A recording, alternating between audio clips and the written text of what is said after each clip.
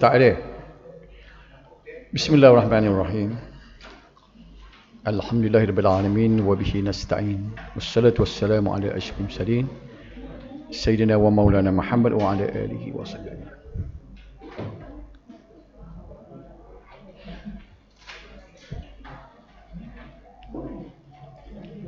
Sambung baru ni dah. Berdasarkan pengertian al di atas, qiyas mempunyai 4 rukun. Muka surat berapa tu saya tak ingat dah. Berdasarkan pengertian di atas, qiyas mempunyai 4 rukun, iaitu yang pertama ialah asal. Gapo dia asal tu? Iaitu masalah yang dijelaskan hukumnya di dalam Al-Quran atau As-Sunnah atau Ijma'. Yang kedua, hukum asal, iaitu hukum syarak bagi sesuatu masalah yang dijelaskan daripada salah satu 3 sumber hukum, dalil, iaitu Al-Quran, As-Sunnah ataupun Ijma', seperti haram, makruh, wajib dan sebagainya. Saya baca dulu dah. Far', cabang, iaitu masalah yang tidak dijelaskan hukumnya di dalam salah satu daripada 3 sumber dalil, iaitu Al-Quran, As-Sunnah atau Ijma'. Yang keempat ialah illah, iaitu sifat berupa sebab bagi hukum asal yang boleh diserupakan dengan sifat yang ada pada far'. Jadi kesimpulan saya buat macam ni. Ni kan? Rukun qiyas. Bila kita nak qiyas tu, dia ada rukun dia. Rukun dia ada 4. Asal maknanya suatu benda yang disebut dalam Al-Quran. Saya ambil contoh selalu. Kan sini dah. Asal ialah arak. Ini rukun qiyas. Cara kita nak kiaskan satu masalah ni. Rukun qiyas ialah asal. Gapo dia asalnya? Iaitu ia disebut dalam Al-Quran arak. Hukum asal haram. Faraknya dadah. Ilahnya memabukkan. Jadi oleh kerana ilahnya sama, maka dia boleh berkongsi hukum. Saya ulas sekali lagi dah. Contoh qiyas yang dia buat ni. Rukun qiyas ni mula-mula asal. Lepas tu hukum asal, far' ilah. Contohnya, asal ialah benda yang disebut dalam Al-Quran. Gapo dia? Arak. Dalil dia adalah ayat Qurannya dah. Betul tak? Innamal khamru wal maisir. Jadi arak tu ada sebut dalam Al-Quran. Baik, bila sebut arak, kita nak tahu hukum asal dia. Apakah hukum dia? Bila sebut hukum, dia ada 5. Wajib, sunnah, haram, makruh, haruh. Jadi hukum dia masuk dalam kategori haram. Selesai waktu.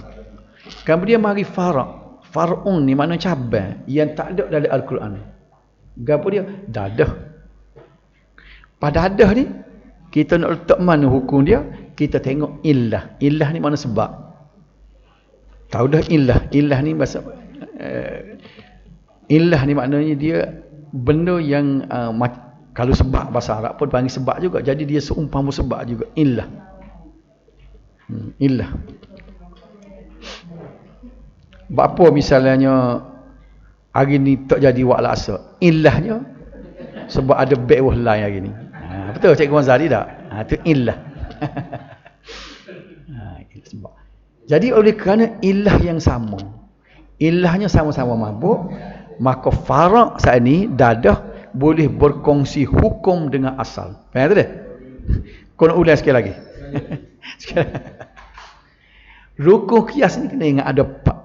Jadi ulama-ulama bila dia nak qiyas sesuatu masalah baru, dia kena ingat 4 rukun.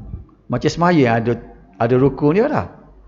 Jadi rukun dia ada 4. Mula-mula sekali kita tengok dalam Quran ni ada hukum. Hukumnya ialah arak. Arak disebut dalam Al-Quran. Dalilnya dalam surah Al-Maidah. Innamal khamru wal maisir. Baik. Kemudian daripada bila disebut dalam Al-Quran tu, hukum dia haram. Sesat tu tak? Kemudian marilah dadah. Sebab dadah ni tak ada zaman Nabi.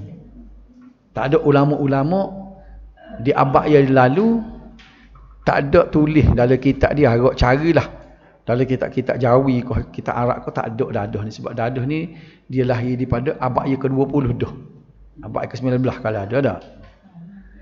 Baik, sekarang kita tengok Arab tu, bila kita nak tahu hukum dia, kena tengok dia illah, sebab. Jadi bila kita tengok arak tadi, hukum dia haram, apa sebab? Sebab dia memabukkan. Bila dia memabukkan, maka dadah tadi dia juga memabukkan. Makna dia illah yang sama. Bila illah yang sama, dia boleh berkongsi hukum yang sama. Maka dadah pun dihukum sebagai haram. Gitu dah. Kehujahan kias. Para jumhur ulama, gapo saya tulis tu, berlandas beralasan kepada Al-Quran tu, As-Sunnah, Ijma' dan dalil akli. Di antara ayat Al-Quran menunjukkan bahawa kias adalah hujah ialah bila sebut kehujahan kias ni, di mana hujah kias ini boleh menjadi dalil. Nah, dia boleh jadi sumber hukum. Jadi kita nak tengok manakah petunjuk-petunjuk nas yang mengatakan bahawa kias ni boleh dijadikan sumber hukum. Jadi dia sebut sini, kias ni dikatakan oleh para jumhur ulama boleh menjadi sumber hukum. Dia berdasarkan kepada Al-Quran, As-Sunnah, Ijma' dan dalil akal. Jadi di antara ayat Al-Quran yang menunjukkan bahawa kias adalah hujah ialah fa'atabiru ya ulil absar. Terjemahannya dari surah Al-Hasyr ayat 2, hendaklah kamu ambil pengajaran wahai orang-orang yang mempunyai pemikiran. Ini makna petunjuk, seolah-olah Tuhan suruh guna pemikiran untuk mendapatkan hukum. Allah menjelaskan apa yang mengenai Bani Nadir sebagai balasan kekufuran dan tipu daya mereka terhadap Rasulullah sallallahu alaihi wasallam dan orang-orang mukmin. Kemudian ia menyusuli dengan firman-Nya dalam ayat di atas. Hal ini bermakna orang-orang yang mempunyai akal digesa agar mengambil fikiran atau pengajaran dan sebagainya serta berwaspada daripada melakukan seumpama perbuatan mereka. Jadi ayat tadi menunjukkan bahawa kita boleh mencari hukum berdasarkan akal, hujah akal, tapi berpandukan kepada nas, bukan akal secara bebas. Sekiranya melakukannya, nescaya akan diazab dengan seumpama azab mereka. Maka ini adalah dalil yang menunjukkan bahawa musabbab adalah mengikut sebabnya. Qiyas syar'i tidak akan keluar daripada lingkungan ini. Dengan itu jelaslah bahawa qiyas adalah hujah ataupun sumber hukum. Di antara as-sunnah, tadi ayat Quran yang menyebut dalil bahawa qiyas adalah sumber hukum. Di antara as-sunnah yang menunjukkan bahawa qiyas adalah hujah ialah seperti hadis baginda sallallahu alaihi wasallam menghantar Mu'az ibnu Jabal radhiyallahu anhu menjadi gubernur ke Yaman. Rasulullah sallallahu alaihi wasallam bertanya, ini dalam hadis ni sebut. Rasulullah tanya Mu'az, sebab dia nak latih jadi gubernur muduk negeri orang. Kaifa taqdi faqala aqdi bima fi kitabillah. Dia tanya sebab gini, Mu'az bila dia pergi ke negeri lain, dia nak hukum macam mana? Rasulullah tak ada, nak rojak tak boleh kan.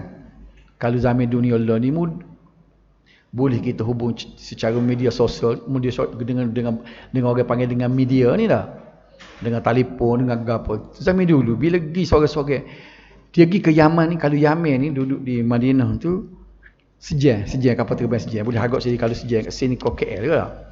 Jadi kalau nak perhubungan zaman dulu, nak mari jumpa Nabi, naik utol, naik kuda kan, seminggu baru jumpa dah. Jadi nak tahu segera. Sedangkan dia pergi di Yaman, orang akan bertanya dia, ni hukum lagu mana? Ni hukum lagu mana dah?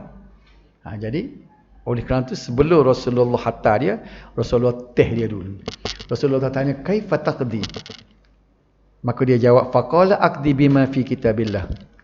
Saya baca ni dulu. Qala fa illam yakun fi kitabillah, qala fa bi sunnati Rasulillah sallallahu alaihi wasallam. Qala fa illam yakun fi sunnati Rasulillah sallallahu alaihi wasallam, qala ajtahidu ar-ra'yi Qala alhamdulillah alladhi waffaqa Rasulullah sallallahu alaihi wasallam.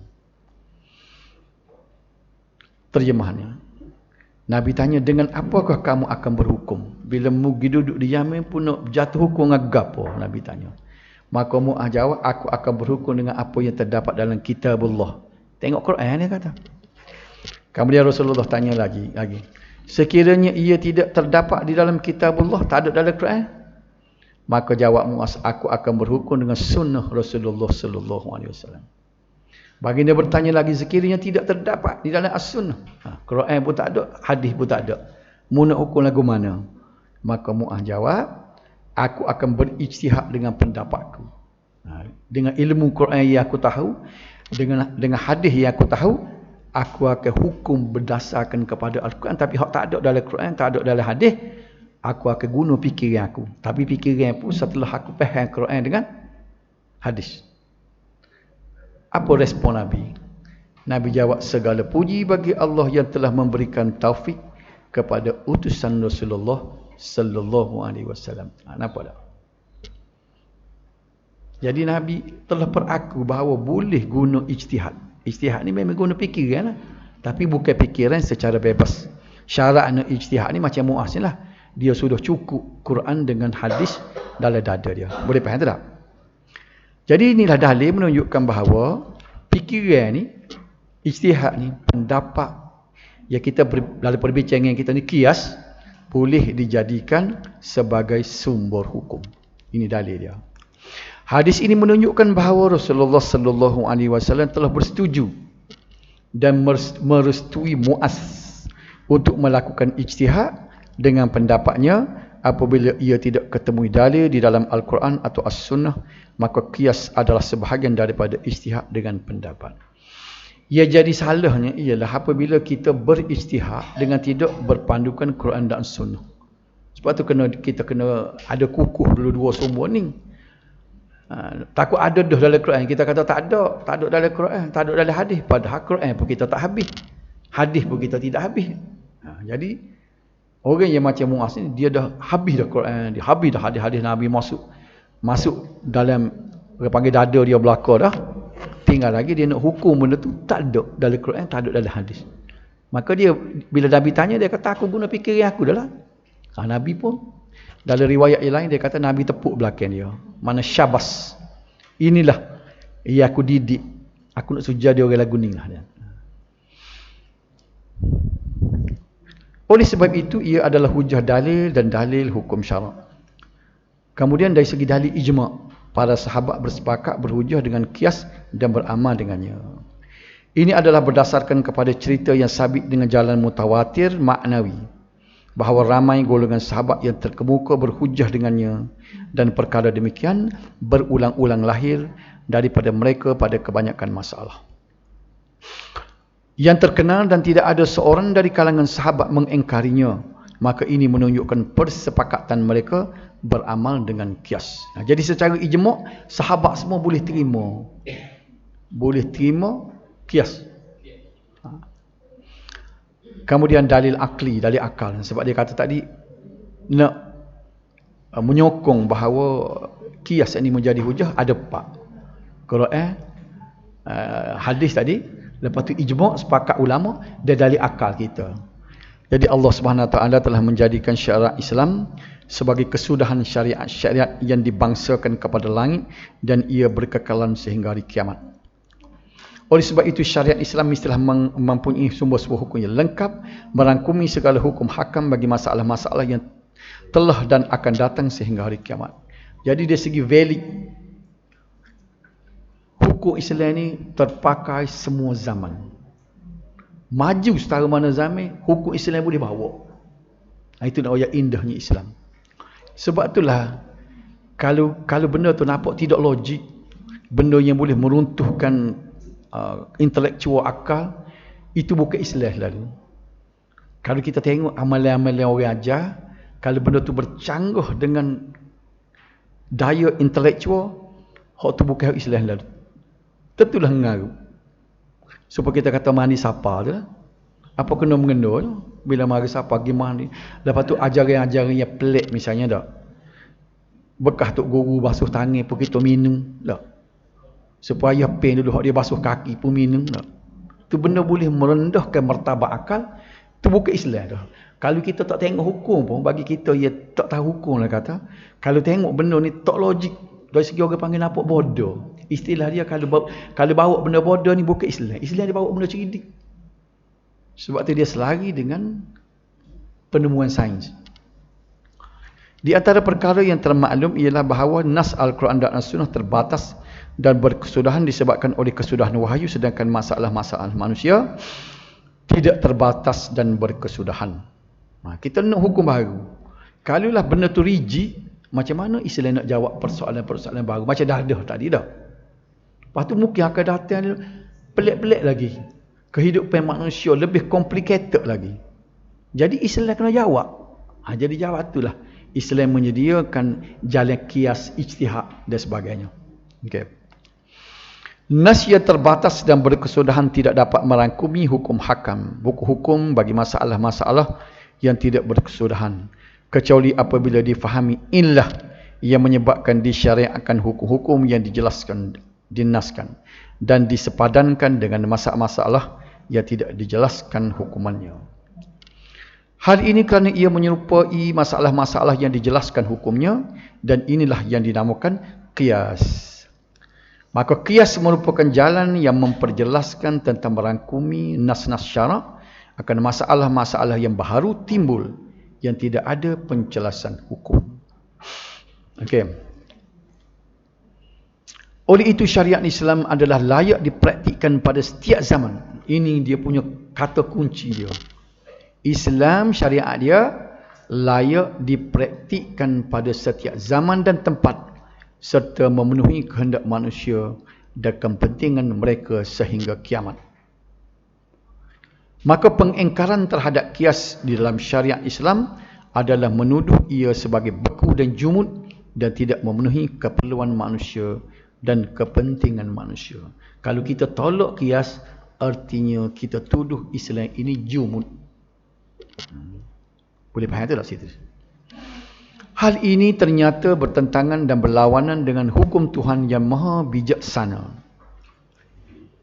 Ini soal lagi ni kehujan kias, sekali lagi ni salah tarik sebenarnya. Potong dia 2 kali. D dia. Sebenarnya kita pergi ke paragraf selalu. Tidak ada dia tulis kehujan kias sekali lagi tak? Buat. Kias yang sah dianggap sebagai dalil atau sumber hukum dan hujah. Ia berada di martabat keempat selepas Al-Quran, hadis dan ijma'. Jadi duduk nombor 4 dia. Ingat ada 4 sumber hukum yang disepakati. Al-Quran, As-Sunnah, ijma', qiyas. Ini semua orang boleh sebut belaka benda ni. Orang ngaji sekolah mana-mana apa. Sumber hukum ada berapa? 4. Apa dia? Quran, hadis, ijma', qiyas. Baik, syarat-syarat qiyas. Kias tu mengingkari kias adalah menuduh Islam itu beku dan jumud. Ya. Ada setengah-setengah kias tu dia tidak menepati kaedah tu. Mestilah tertolak. Dia berbeza tu. Menolak kias yang ma'al farid. Dia ada 2 Kias tak betul dia panggil kias ma'al farid. Dengan kita menolak qiyas sebagai sumber hukum. Supaya gini juga. Kita tolak hadis palsu. Bukan bermakna kita tolak hadis sebagai sumber rujukan. Bila dia baca hadis palsu, kata, kau tak percaya ni? Dia melawan hadis. Kafir dia kata tak. Nampak tak situ? Jadi supaya juga qiyas. Kita menolak qiyas yang tidak menepati syarat dia. Lepas tu kena tolak. Dia panggil qiyas ma'al farid. Tapi kalau dia menolak institusi qiyas itu sendiri, itu salah. Ada beberapa contoh qiyas yang tidak pernah perhatikan yang telah menjadi amalan dalam masyarakat. Ada ayat dah kata qiyas di antara qiyas yang tak cukup syaratnya. Bagaimana contoh saya bagi minggu lepas lah, dia qiyas semaya sunat qabliyah Jumaat dengan Zuhur. Itu tak betul qiyas ma'al farid dia panggil. Qiyas tak serupa. Kalau kias betulnya sebab dadah dengan arak tu kias betul. Kias semaya zuhur ada qabliyah dia 2 rakaat kan. Ada setengah hadis kata 4 pula. Betul. Baik. Dia cuba kiaskan semaya jemaah dengan zuhur. Itu tak betul sebabnya tidak mengikut rukun dan syarat dia. Dia bukan far'un. Semaya jemaah bukan far'un. Dia asal juga. Far'un ni benda baru. Kan kita tengok tadi syarat dia, dia kena ada asal, hukum asal, far'illah. Mana hak tak cukupnya? Far'un tu tak kena. Dia meletakkan semaya jemaah sebagai cabai. Semaya yang bukan cabai, dia asal juga. Sebab sama-sama ada dalam Quran. ada dalam hadis. Jadi tata cara semaya jemaah, perlakuan semaya jemaah, apa yang Nabi buat pada masa itu menjadi dalil. Adakah Nabi semaya qabliyah zuhur, qabliyah jemaah? Tak ada. Adakah sahabat buat? Tak ada. Jadi dia nak kias dengan itu. Itu satu contoh. Jadi kita tolak kias yang tidak menempati syarat bukan bererti kita tolak institusi kias. Situ beza lah. Yang disebut tadi, orang yang menolak institusi kias bermakna dia menuduh Islam itu tidak praktikal dan jumuk. Betul tak? Okay. Baik, syarat-syarat hukum asal. Bahawa ia adalah bercorak hukum syarak yang sabit dalam Al-Quran atau As-Sunnah. Kena ada tu dalam Al-Quran dan As-Sunnah. Dengan sepakatnya ulama atau ijma' menurut sebahagian ulama. Bahawa hukum asal mempunyai illah yang mampu akal mengenalinya. Kerana kias diasaskan kepada ada illah bagi hukum asal dan akal mengenalinya. Supaya arak tadi, akal boleh terima dia ni memabukkan. Illah tu kena kita boleh terima dengan akal. Sekiranya akal tidak dapat mengenali atau mengetahui illah hukum asal, maka tertegahlah kias. Macam mana kita nak kias sebab kita nak illah. Cari illah pun tak jumpa. Misalnya apa dia? Kucuk Hajarul Aswad. Bapa suruh dia kucuk tu. Orang cari illah tak jumpa. Maka tak boleh kias. Tak boleh kias, benda lain boleh kucuk juga. Itu contoh lah. Sebab orang cari illah tak jumpa. Apa sebab Hajarul Aswad sunat dia kucuk? Sunatnya kerana tengok Nabi buat. Gapo dia khosiat gapo, itu tak tahu. Maka kita tak boleh jumpa batu lain, maka kita kucuk juga. Sebab nak cari illah tak jumpa. Itulah sebabnya makam Ibrahim, walaupun benda tu mulia duduk tepi Kaabah, maka hukum dia haram kalau kita kucuk makam Ibrahim. Jadi bid'ah kalau kucuk makam Ibrahim. Tapi kucuk Hajarul Aswad sunnah. Pasal apa? Nak cari illah tak jumpa. Faham tak? Ya. Kalau benda ada illah, baru boleh kias. Jadi tak cukup rukun. Faham tak? Okey. Tapi kalau tengok bila dia lari daripada benda ni, habis benda kalau pergi orang India kan. Dia pergi di Masjidil Haram kat jumpa pagar besi pun dia kucuk, jumpa tangga dia kucuk. Dia kucuk habis bila pergi Mekah. Dia kata tambah mahal-mahal rugi tinggal saja dia kata. Orang India. Dia pada situ dah. Kemudian bahawa hukum asal mempunyai illah yang mungkin terlaksana atau adanya furu'. Kita nak menentukan cabaran. Bahawa tidaklah hukum asal tertentu dengannya kerana ketentuan tidak sabit kecuali dengan dalil syarak yang menunjukkan kepadanya. Dia kena ada hukum asal tu ada dalil syarak dia secara tepat. Gapo dia kena bukti dulu dia ni hukum dia kalau haram ke makruh ke sunat dulu. Baru kita boleh nak kiaskan dengan benda lain. Maka apabila ada dalil yang menunjukkan kepada ketentuan hukum dengan asal, nescaya melampaui hukum kepada asal kepada yang lain daripada yang melalui kias adalah menyalahi dalil tersebut. Dan kias yang menyalahi dalil syarak adalah batal. Okay. Berdasarkan kepada pemahaman ini, tidaklah sah kias pada hukum-hukum yang hanya tertentu dengan Rasulullah sallallahu alaihi wasallam sahaja. Ini tak dikias dah. Seperti diharuskan berkahwin lebih daripada 4. Ini tak boleh kias. Ini dipanggil khususiyah. Sebab apa Rasulullah berkahwin lebih daripada 4? Kerana itu kepentingan dakwah dia. Satu contohnya untuk menghalalkan hubungan kerana Macam Aisyah kalau mengikut setengah daripada huraian para ulama, pasal apa dia berkahwin dengan Aisyah? Kerana dia rapat sangat dengan Abu Bakar, sampai ke rumah, dia naik turun rumah tu nak menghalalkan dia dengan isteri Abu Bakar kena waktu tua. Nampak tak? Itu salah satu sebab. Jadi untuk tua tak apa dah, boleh naik dah. Pukul tudung pun tak ada masalah lah. Jadi kita nak guna ilah tu untuk membolehkan kita ni, oleh kerana Rasulullah ni atas tujuan dakwah, maka dia boleh berkahwin kepada pak, maka kita pun masuk golongan dakwah boleh lebih pada pak juga. Muka sama-sama ilah yang sama. Tu tak boleh pakar, tu walaupun ilah serupa. Pasal apa? Khususiyah. Faham tak? Untuk khas untuk Nabi saja. Lepas tu okey. Lepas tu selagi hukumnya, mana-mana isteri Nabi tidak boleh berkahwin selepas kewafatan Nabi.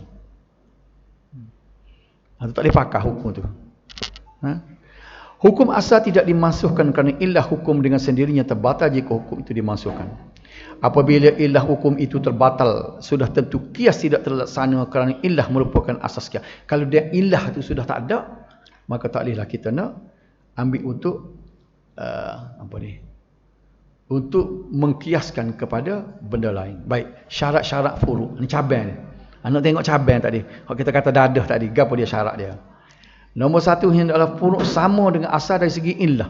Kena ilah serupa. Ilah dia kena serupa. Apa dia ilah tadi? Mabuk. Arak dengan dadah boleh kita kias sebab ilah sama. Sebab saya bagi contoh lagi. Apa dia ni? Hukum boleh solat sambil duduk, semaya fardu boleh lah. Kalau semaya sunat tak apa, atas masjid pun boleh. Macam mana? Qiyas hukum berlaku zaman Nabi, zaman sahabat dulu, semaya fardu dalam perahu. Maka atas kereta api pun kita boleh qiyas. Pasal apa? Ilah sama. Gapo dia ilah dah, tak boleh diri kocok. Tak boleh stabil. Maka hukum dia boleh sama. Sebab tu saya sebut contoh dulunya, kerana ilah dia tidak tepat walaupun rupa serupa. Sebab orang pondok duduk perli semuanya, dia kata kiyah terung dengan telur. Ingat tak saya sebut dulu? Terung tu dia bulat. Terung tak ada dah terung lain ni apa, orang tak tani lah. Terung bulat. Terung mangga, bagaimana terung mangga dah. Hok bulat kan dulu kan? Hok dia naik bulat-bulat macam telur. Jadi mak dia kata kutik-kutik terung tu, dia kata buat naik atas rumah lah. Lepas dia kata, pas lagu mana? Capok lah. Mak dia kata, capok kot jenela. Dia kutik-kutik terung, capok kot jenela. Kutik-kutik terung, capok kot jenela. Mak dia kata, sikit kutik telur ayam pula.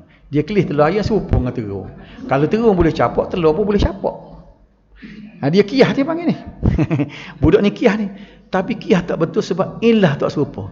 Sebab apa terung boleh capok? Sebab bila capok tak pecah. Dia tengok rupa serupa. Kita naknya, apa dia? Ilah. Kena tahu sebab. Okey. Tidak ada pada furu' nas Al-Quran atau hadis atau ijma' yang menunjukkan hukum yang menyalahi qiyas. Dia kena tak ada dulu. Kalau benda sama ada, macam saya sebut semaya jemaah tadi, oleh kerana semaya jemaah tu ada dalam hukum tu telah ada. Semua orang panggil tata cara solat jemaah tu telah direkodkan oleh hadis daripada A sampai Z. Jadi kita nak qiyas guna sebab benda tu dah komplit dah. Okey. Supaya juga amal-amal ibadat kita kena, ini kaedah ya ulama. Kaedah ni ada dalam Quran kan. Lau kana khaira lasabaquna ilaihi. Kalau benda ni benda yang baik, comel dari sudut agama, lasabaquna ilaihi, nescaya mereka mendahului kita. Kalau ikut kelatihan kita tak ada, kita dan dia. Sebabnya orang macam Imam Nawawi, orang macam sahabat-sahabat dulu, dia orang sangat temuk nak buat amal. Mana saja amal yang baik, tak ada kita dan dia. Faham tak? Tiba-tiba tubik dia apa ni? Ini ada satu amal yang baru, ya orang tak buat. Oh, kita boleh amal yang baru. Apa dia? Palu genda tak kubur, misalnya tak? Berselawat rata-rata. Misalnya kita apa kita buat ni. Jadi kita tanya tadi, mari mana benda ni? Dia kata benda ni memang amal yang baik. Kalau amal yang baik tak ada kita dan dia. Betul tak? Okey. Sebagai satu contoh. Contoh yang kata Yaqazah ni kan. Bila ada masalah, panggil Nabi tak? Nabi mari. Boleh jumpa dengan Nabi. Ada masalah besar, tanya Nabi tak? Kadang-kadang masalah tak besar mana pun. Nak suruh Nabi ajar lagu mana cara nak selawat pesen baru dah. Kita kata ambil mana selawat ni, kerana boleh setahu Yaqazah, Nabi mari ajar. Pasal apa Nabi mari ajar tu? Pasal dah. Kita rapat dengan Nabi kan. Kalau kita kata, sahabat dulu dia lebih rapat. Sehingga Nabi jamin dia masuk syurga. Siapa dia? Contohnya, Sayyidina Ali. Betul tak? Sayyidina Ali menghadapi masalah besar. Tika mana? Tika perang dengan Muawiyah. Tidak besar ni masalah tu. Nak tentu Muawiyah betul ke aku betul? Tika tu perlu Nabi marinya. Pasal apa Nabi tak mari? Apa yang hebat demo pada Sayyidina Ali? Kita tanya soalan tu dah. Soalan tu. Sebab tu saya balik kepada tadi. Kalau nampak bodoh tu kan, bukit agama tu. Kalau main mengaci selok tabir nampak Nabi tu benda bodoh tu orang kata. Akal tak boleh terima. Tak, boleh faham tak saya nak bawa perbandingan? Keperluan terdesaknya Sayyidina Ali lebih terdesak daripada kita. Kita dapat kena belajar selawat. Belana-lana dah Nabi dah ajar selawat. Pada waktu tu. Bapa yang nak selawat baru, ia boleh cara Yaqazah. Apa istimewanya Nabi mari? Apa istimewa demo berbanding dengan Sayyidina Ali? Sayyidina Ali lebih mustahak nak ke Nabi. Ya Rasulullah, aku tak kerti nak selesai ni perang di negara kita, daulah kita ni. Faham tak? Perang dengan Muawiyah. Aku nak tahu Muawiyah betul ke aku betul. Kalau aku betul, aku nak suruh Muawiyah turun aku. Kalau Muawiyah betul, aku nak turun Muawiyah. Nampak tak? Tiba-tiba dok. Tak mari Nabi. Apakah Nabi berasa dia lebih baik daripada orang yang duduk di Yamin? Pok-pok habaib duduk di Yamin lagi daripada dia? Cuba lah. Tanya soalan ni kan. Dia akan bidah klik dengan tuduhan lalu tak? Nampak tak? Okay. Tidak mendahului hukum fara' akan hukum asal dari segi sabit. Fara' ni maknanya dia mengikut, jangan lebih dia kan. Bahawa sama fara' dengan asal, maka tidak sah kias ketika berlebih kurang di antara keduanya. Dari segi illah tadi. Kemudian syarat-syarat sah illah. Saya aja nak perhabis juga illah ini. Apa ni kias? Mestilah ia sifat jelas dan nyata yang dapat dipastikan ada dan tiadanya. Ni. Illah ni kita kena nampak jelas. Ini disebabkan illah ni, ingat lagi dah illah apa ni? Sebab. Adalah tanda kepada hukum. Oleh sebab itu, jika ia tidak jelas, maka ia tidak layak dijadikan tanda. Mestilah ia tepat atau tetap di dalam semua keadaan dan orang dengan orang. Apa dia dengan ayat? Saya sebenarnya saya copy nota hak asal ni duduk Universiti Melayu. Takut dia salah tarik pun. Copy paste ni kan. Ia mempunyai hakikat tertentu yang tidak berlainan, yang jelas dengan sebab berlainan orang dan keadaan. Ini adalah sebab asas kias ialah persamaan di antara asal dan fara' pada hukum illah. Boleh sebab walaupun istilah banyak, saya rasa duduk pada belakang dah asal fara' illah. Ingat lagi tak? Boleh dah agak ni. Bila sebut asal fara' illah, biar terbayanglah benar. Asal hukum asal harap tadi. Fara' dadah. Illah mabuk. Ambil secara tu.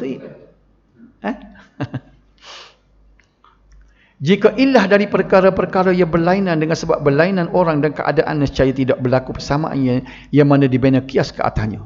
Tak serupa illah misalnya. Dan keadaan pun tidak serupa, maka tidak boleh dibina kias. Jadi makna nak bina kias ni kena teliti. Bukan boleh sebarangan. Kemudian mestilah ia bersifat sesuai dengan hukum. Ia dimaksudkan dengan sesuai dengan hukum ialah lahir dari disyariatkan hukum ketika hendak mendapatkan manfaat atau menolak mudarat. Contohnya seperti mabuk yang menjadi illah kepada pengharaman arak. Maka ia sesuai dengan hukum haram dan dikenakan hukum had ataupun hudud. Hasil daripada hukuman tersebut ia membawa manfaat kepada manusia, iaitu memelihara akal. Sebab ada benda basic yang Islam kena jaga Islam suruh menjaga akal. Sebab tu dia haramkan arak. Islam memelihara nasab dan keturunan, sebab tu dia haramkan berzina. Islam memelihara harta benda, sebab tu dia haramkan curi. Jadi semua hukum hudud sebenarnya untuk memelihara benda asasiah dalam masyarakat ataupun manusia. Bahawa tidaklah ilah itu sifat yang terbatas pada asal sahaja, kerana kias mestilah bersekutu di antara asal dan far'u dari segi ilah hukum. Janganlah kerana ilah tu ada pada hukum asal saja. Tak boleh kias lagu tu. Mabuk tu ada pada arak saja. Jadi dadah tak mabuk. Tak boleh kias lah. Betul tak? Misalnya kalau kita mabuk sekali-sekala, benda tu mabuk bagi orang tertentu dan tidak mabuk pada orang lain, tak boleh kias juga. Mabuk ke apa? Mabuk gadung. Kenal rasa sebut mabuk gadung? Orang zaman dulu, orang klasik dulu, ni orang moden tak tahu dulu ni. Kayak orang tani pulut dulu, dia tani dengan gadung. Tak ada dalam ni dah. Makan pening tahu, saya pun sekali pening mabuk gadung. Tapi kita nak hukum gadung tu supaya dengan arak tak boleh, sebab dia ilah dia tidak tetap. Ada orang mabuk, ada orang tak mabuk lah. Ya ke? Tak tahu lagi tu. Jadi kita nak sebut contohnya, mabuk bagi orang tertentu, tidak mabuk kepada orang lain, hak tu tidak boleh dijadi, tak boleh kiyah tu waktu. Betul-betul. Lama kita hukum tak? Sementara kita mengaji kias, kita kata hukum arak pasal apa haram mabuk, maka naibah pun mabuk juga, maka naibah pun haram pun arak. Berat kata. Orang panggil dia ilah jarang-jarang okay. Baik, benda ni kita boleh hukum kita. Memanglah kalau tak betul, maknanya ia halal pada orang. Tiba-tiba ternyata kita seorang ni mudarat kepada kita, tiga tu hukum dia haram atas kita. Supaya kita kata, kalau sekiranya doktor dah desah dah kita ni gula tinggi dah, kena berhati-hati makan, maka tiga tu kalau kita gilanggar tu, dia jadi berdosa dah tu. Dia kata berpada-padalah makan. Kalau jamu gapo dari kuih gapo-gapo makan sikit sah. Kelih habis so padan doktor kata. Jadi kalau dia langgar hak tu sebenarnya haram kat atas diri dia. Dia haram dari segi mana? Dia memudaratkan diri dia. Wala tulqu bi aidikum ila tahlukah. Jangan capuk diri kamu ke dalam kebinasaan. Sebenarnya tak baik tu. Jadi doktor kata tak boleh. Kawan tak cara dia kata, pergi pak bawah tengok ada nasi manis tak? Makan boleh sepiring tak? Balik meta balik. Jadi dia haram, dia bukan haram benda tu tak. Haram kerana dia memudaratkan diri dia. Faham tu tak? Okay. Jadi kita ngaji.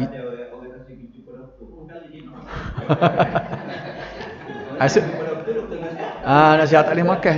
Betul lah. Pasal kes dia ngaji tu, dia tak kerja pada doktor dah. Baik, bahagian-bahagian kias. Tak dah habis juga. Halaman 50.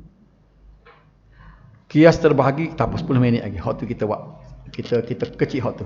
Kias nombor 2. Kias terbahagi kepada dua, iaitu kias jali dan kias khafi. Macam syirik juga. Macam syirik jali, syirik khafi juga dia. Kias jali ialah kias yang diputuskan, yang tidak memberi kesan sifat, yang membezakan di antara asal dengan furu'. Jali di makna jelas. Sebab tu yang diputuskan. Contohnya memukul ibu bapa. Hukumnya dikiaskan kepada perkataan uf yang terdapat dalam Al-Quran. Fala takul lahuma uf. Maka janganlah kamu berkata kepada kedua ibu bapa dengan perkataan uf. Arti sininya iaitu berkata dengan ucapan kasar kepada ibu bapa. Itu maksudnya. Baik, sekarang kita nak tengok ni. Hukum haram ke atas perbuatan memukul. Dia kata Islam dalam Quran dia tak sibuk kecek derah. Kalau tak apa dia kata tak. Ni dia boleh kiaskan. Kerana kedua-duanya menyakiti ibu bapa. Jadi kita ambil ilah ni. Jadi secara jelas ni. Kias jali merangkumi kias aula dan kias adna. Kias bukan adna, musawi. Kias aula, kias musawi. Musawi makna sama, aula makna lebih. Apa dia contoh? Pukul tak ada. Pukul tadi dia panggil kias aula. Kita aula pukul kepada uf tu, dia panggil kias aula, lebih berat. Kalau lah haram kita menengking ibu bapa dengan kecek kasar menyakit hati dia, kalau tapa tu masuk dalam kias aula, lebih berat pada tu lagi. Kalau musawi tu sama. Kias aula ialah kias di mana furu' terlebih utama dari segi hukum berbanding dengan hukum asal. Macam tadi lah.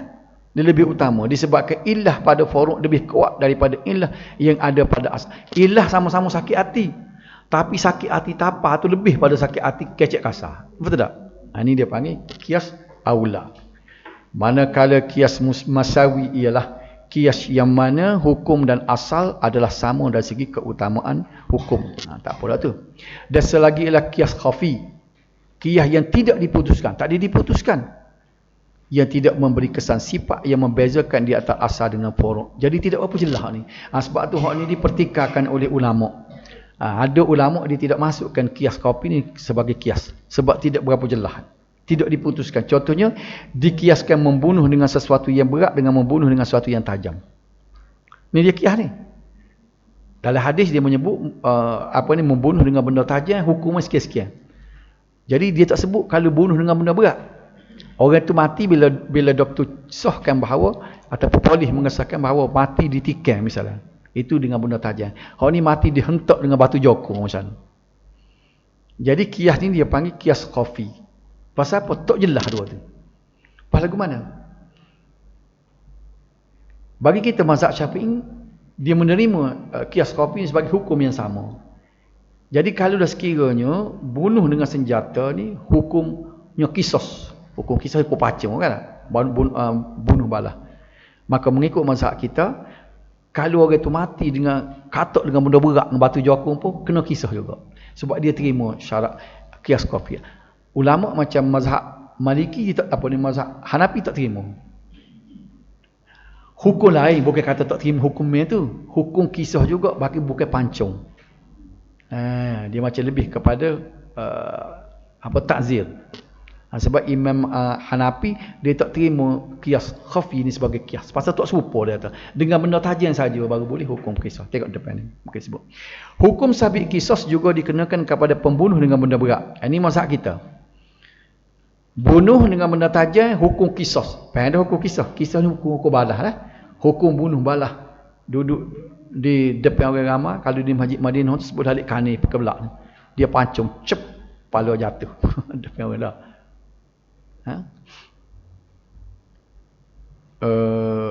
Dia di jalan ke hukum itu depan orang ramai. Sebab tu dia lepas semaya dia panggil semua.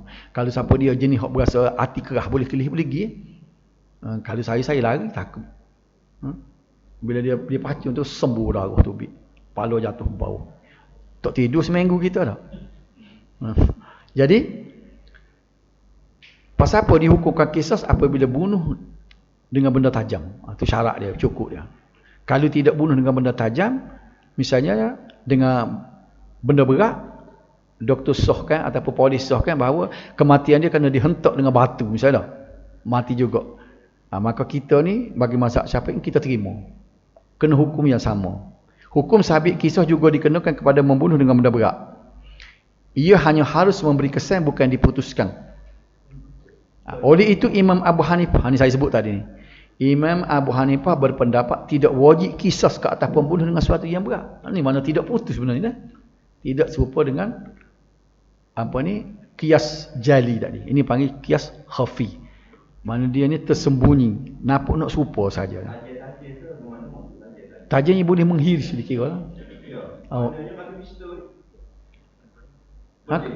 Ya, kalau mengikut Imam Hanafi tidak itu. Tapi dia seorang lagu tu dah.